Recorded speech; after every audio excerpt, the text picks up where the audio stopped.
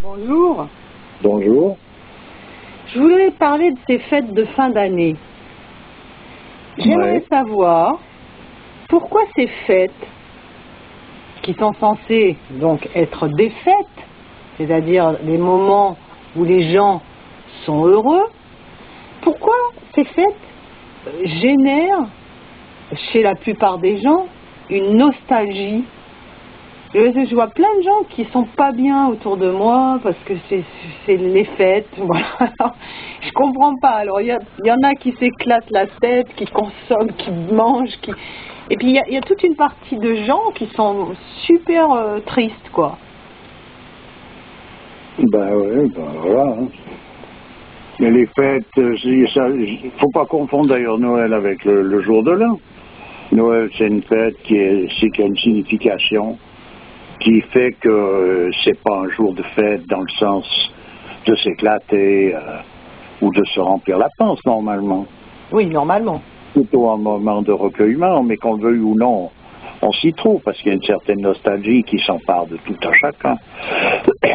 Est-ce que tu penses que c'est le fait que c'est vrai que ce sont des moments où les gens, les familles se ressoudent le temps des fêtes, et que tous ces gens qui n'ont pas vraiment une famille soudée, on va dire entre guillemets, se retrouvent seuls? Oui, mais ça, c'est accidentel dans le sens que ça fait partie de notre époque, cette espèce de dissolution des familles. Mais de toute façon, je veux dire, la signification d'un jour de Noël n'est pas tributaire de ce genre de choses. Et il y a toujours ça a toujours été une période de recueillement, plutôt les gens s'isolaient plutôt ou se réunissaient en famille, mais dans cette fraternité qui est toujours donnée par le cadre religieux. Parce que tu vois, j'écoutais une audio d'un auditeur là sur Delhi, où il disait, moi les fêtes ça va pas être gai parce que je me retrouve tout seul, mes enfants sont pas là, enfin bref. Et bon, je lui ai répondu que sa solitude devienne une amie et puis il sera pas tout seul, quoi. Tu vois? Mais bon, c'est facile à dire, mais après faut le vivre, quoi. Oui, de toute façon, on n'est plus entraîné à ça. On a perdu pied sur des positions qui sont les positions normales à avoir dans le cadre de fêtes de cet ordre. Surtout que bon, la solitude c'est vraiment le moment où on se retrouve vraiment dans une proximité avec notre Créateur, puisqu'on n'a aucune distraction. Donc la seule chose qui nous reste et à laquelle on doit se raccrocher, c'est bien Dieu, quoi. Oui, c'est en tout cas à soi-même déjà. C'est-à-dire? C'est à soi-même qu'on se raccroche. Et c'est là que Dieu se manifeste d'ailleurs. C'est en nous-mêmes. Ouais. Voilà. Enfin bref, la signification de ces fêtes, elle a été perdue de vue. Et disons que de toute façon, il y a une mélancolie, il y a une nostalgie qui est là, qui est toujours la même nostalgie en quelque sorte, si on veut bien regarder ça de près, qui est cette nostalgie du paradis perdu, en somme. C'est elle qui est à la cause originelle de cette tristesse qui s'empare de la population, d'ailleurs d'une manière générale, puis évidemment ces jours de festivité. À présent, il y a une autre manière de vivre ces choses-là, c'est qu'à un certain âge, on ne considère pas les choses de la même manière. Par exemple, c'est-à-dire que la fête, c'est la fête, dans le sens qu'il y a une espèce une absence de contrainte, on peut faire un peu ce qu'on veut, etc. Donc, on fait les fous, c'est ça que tu veux dire? On fait ce qu'on fait, mais en tout cas, disons qu'il y a une espèce une sorte de liberté, et qui d'ailleurs se manifeste assez bizarrement de nos jours dans ces festivités. La jeunesse ne fête pas, elle s'éclate. Ah oui, tout à fait. Voilà. Elle s'éclate la tête. Elle s'éclate d'une façon générale. Mais bon, pour en revenir à Noël, par exemple, c'est malgré, tu vois, on sait que c'est pas la réelle date, parce que parce qu'il y a eu des erreurs de calcul à l'époque des historiens. Donc, et en plus, c'est une fête qui a été calquée sur une fête païenne de l'époque des Romains, donc c'est même pas une fête religieuse. Et bien malgré cela, c'est un jour qui est chargé. Alors, est-ce que ça veut dire que c'est toute la force des chrétiens là qui reste, qui a investi ce jour-là, qui fait que c'est comme ça, ou est-ce que c'est le fait que d'un coup les gens se retrouvent donc dans un moment de flottement, tu vois, ils arrêtent une activité et puis ils vont la reprendre, mais il se passe bon, écoute, de toute façon, premièrement déjà, ce que les historiens peuvent en penser, raconter, ça m'intéresse pas du tout, dans le sens que ils n'ont aucune compétence pour ça on a compris. pour parler de ces choses-là, en principe. C'est de la planter. Moi, je connais des historiens qui sont des personnages assidus. Ils ont eu quand même la franchise de m'avouer leur compétence à partir d'une certaine date. C'est que des suppositions, c'est très flou leur histoire. Donc je ne vais pas m'occuper de ça, d'ailleurs ça n'a aucun intérêt, en admettant que ce soit le jour ou pas le jour. Ensuite de ça, quand on nous parle de fête païenne, qu'est-ce que veut dire païen? Qui est capable actuellement de savoir ce que c'est que le paganisme ou bien ce que ça n'est pas? Et c'est en tout cas pas un historien déjà, donc je ne vais pas me préoccuper de ce genre de choses. Ouais.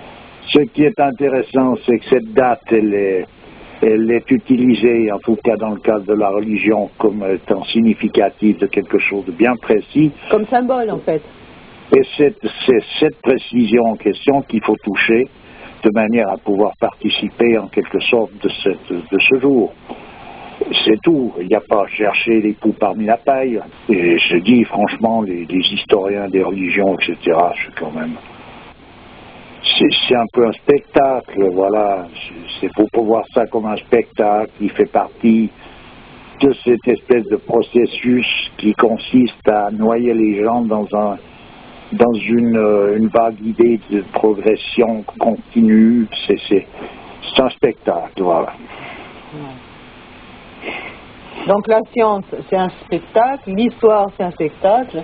Finalement, on baigne dans le spectacle et puis... Voilà, c'est ça. Ça veut dire qu'à un moment donné, pour chercher l'authenticité d'une chose, il ne faut pas la chercher. C'est quand tu regardes un acteur jouer dans une pièce de théâtre, tu regardes la qualification de l'artiste, tu regardes le personnage, qui il est en tant que personnage, ou tu t'occupes du rôle qu'il joue. Alors après que tu t'occupes du rôle qu'il joue, c'est bien, mais tu ne t'occupes pas de savoir si lui est véritablement ce rôle, ou bien s'il joue ce rôle. Il y a à un moment donné quelque chose qu'il faut savoir discerner, là. Voilà, c'est tout. Alors, tout est spectacle, à un moment donné, aussi. Mais qu'est-ce qu'on représente? Oui. Tu vois, quand tu vas regarder un film, tu ressors, tu es soit triste, soit gai, soit tu ris, soit tu pleures, soit tu... Bon, qu'est-ce qui s'est passé? Les événements en eux-mêmes. C'est pas tant ces événements, parce qu'on peut les répéter dans un film comique aussi bien que dans un film dramatique. On peut répéter les mêmes événements. C'est un peu la façon dont les choses ont été jouées. Voilà. Donc, alors, il faut bien tenir compte de tout ça dans tous ces mouvements et toutes ces démonstrations qui sont faites dans le monde, y compris d'ailleurs dans le cadre religieux. Simplement, dans le cadre religieux, ce qu'il y a, c'est qu'à un moment donné, il y a des rites qui eux-mêmes viennent de plus loin que simplement une idéologie individuelle ou collective. C'est quelque chose qui est d'un autre ordre, d'une autre dimension, et qui amène l'homme dans une position. Et c'est ça qui est important, et c'est ça qui doit être manifesté dans un cadre religieux. Donc le 25 décembre est représentatif de quelque chose qui, lui, a plus d'importance que de savoir si c'était le 25 ou le 26 ou le 30 ou je ne sais pas quelle date, quelle année, qu'est-ce qu'on s'en fout, quelque part. Oui, ça c'est d'accord. Voilà. Oui. Comment? Donc c'est bien ça, c'est le fait c'est la manière dont les choses ont été investies qui font qu'il y a une charge, je vais pas dire émotionnelle, parce que ce serait pas le mot. Il y a quelque chose qui flotte là. Il y a quelque chose qui vient se loger sur le plan émotionnel. Et on dirait, disons que comme les fêtes ne se passent pas comme elles devraient se passer, mais qu'on en a fait une histoire, on a falsifié ces fêtes dans le sens que c'est devenu une affaire commerciale qui touche au sentimentalisme, avec le petit Jésus dans sa crèche, avec les petits anges, le Père Noël aux couleurs Coca-Cola, avec le sapin qu'on va couper, et puis qu'on remplit les souliers avec avec du kitsch de supermarché en principe, ou quand on a les moyens du kitsch de haut de gamme. Ouais.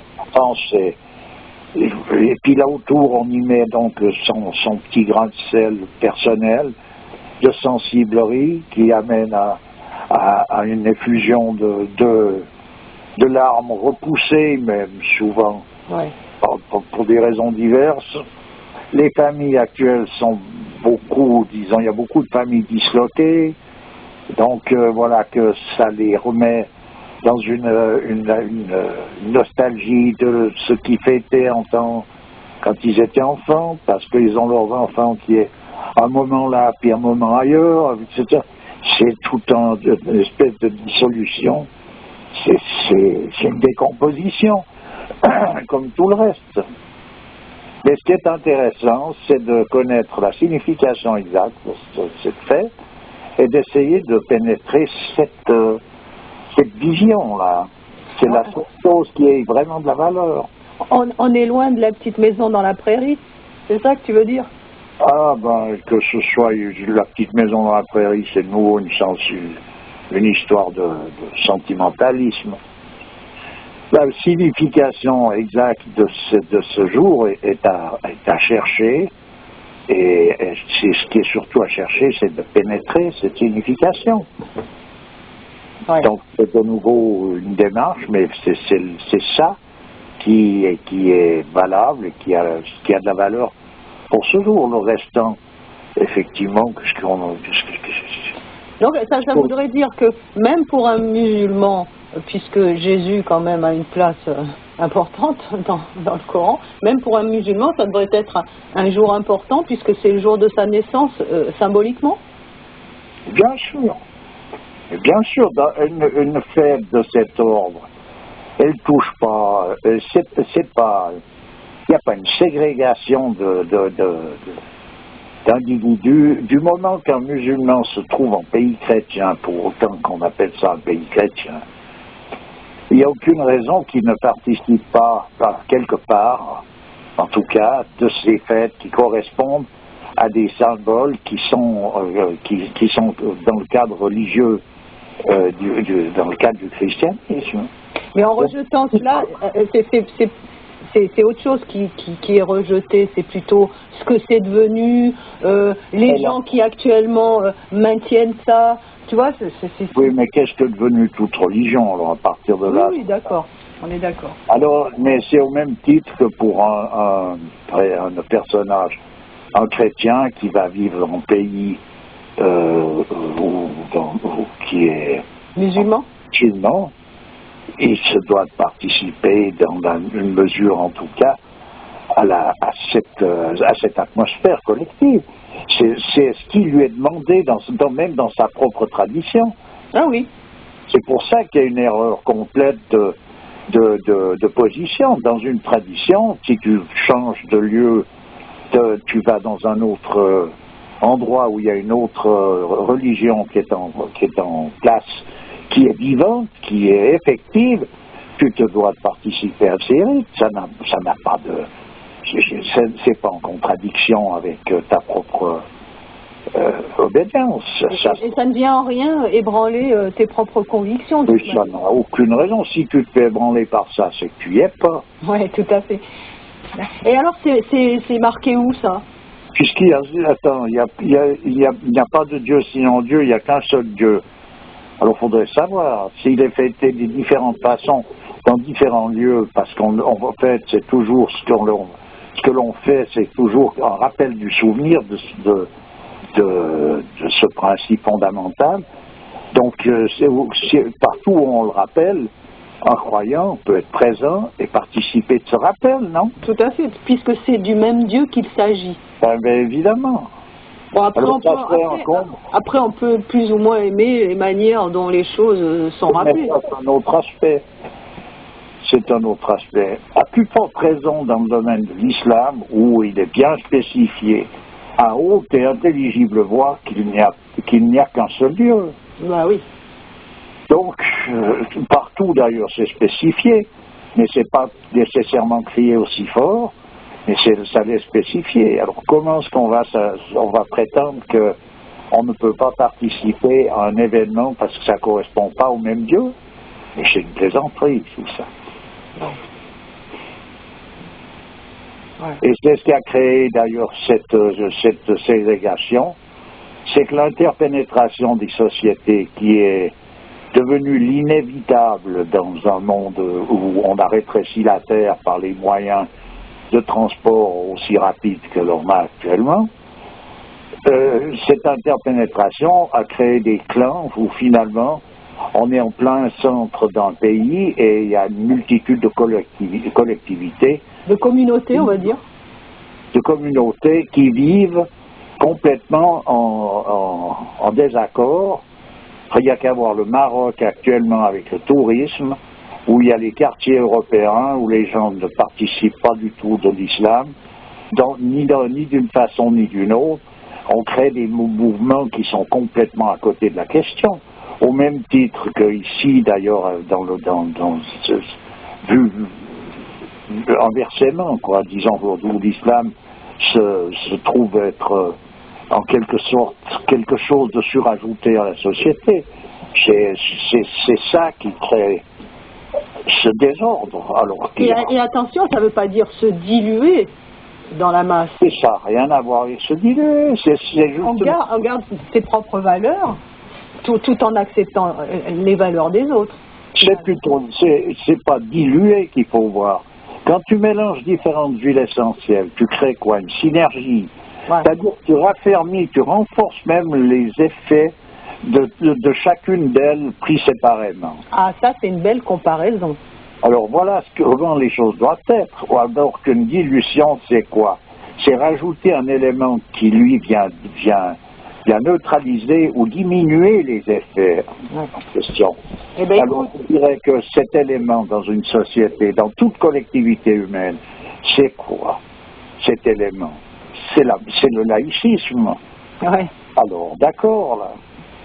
Ouais. Avec tout le diable et son train, avec toute sa démocratie et toutes ces belles idées qui, de toute façon, sont irréalisables parce qu'elles sont hybrides, elles sont bâtards, au point de départ, déjà. Ça ne peut rester qu'une idéologie, mais ça ne peut jamais être quelque chose de concret véritablement. Bon, ben on va finir là-dessus. Voilà. Œuvrons pour une belle synergie. Ben, c'est ça, normalement. Ok, ben merci. Ben, de rien, toujours avec plaisir. Au revoir. Au revoir.